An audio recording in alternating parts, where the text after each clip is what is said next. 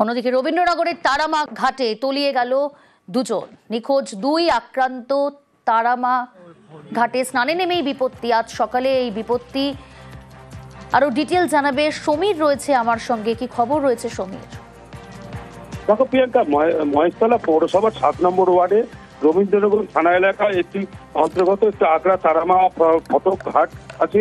সেই ঘাটে হুগলি নদীতে দুই বন্ধু মিলে চান করতে এসেছিল। দুই বন্ধু হচ্ছে আবার মেটিয়াপুরের বাসিন্দা। দুই বন্ধু চান করার সময় তার সঙ্গে আরো একটা বন্ধু ছিল।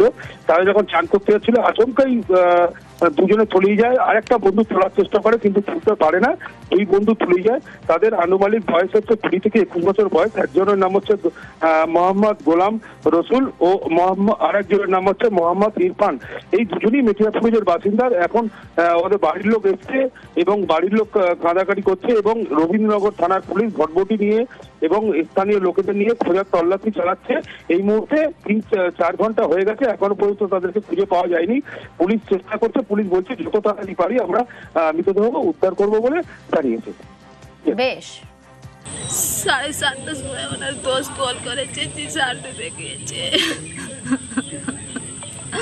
দুজন তো ডুবে গেছে, এটা বলছে আমার 3 জন ছিল। এটা কি হুগলি চান করতে ছিল? জানি না, दो लड़का डूबा है। लोग आपस में टाना टूनी मजाक करना स्टार्ट किया, ठीक है ना। नहा रहे थे जी। हम लोग उस टाइम इतना पानी में होने लगा। उसी के बाद ये लोग हल्का सा घसकने लगा पानी में और डूबने लगा। दोनों जी हम देखे, हमको भी तैरना नहीं आता था। हम थोड़ा सा आगे बढ़ करके लोग बचाने की कोशिश किया, हम भी डूबने लगे। ठीक है, थोड़ा सा हम हाथ छुड़ा करके उन लोग से, पक्का था एक साइड में, पक्का के ऊपर चढ़ के डर के मारे हम चिल्लाने लगे और लोकल बंदा लोग को आवाज़ देने लगी कि कोई तैरने वाला है।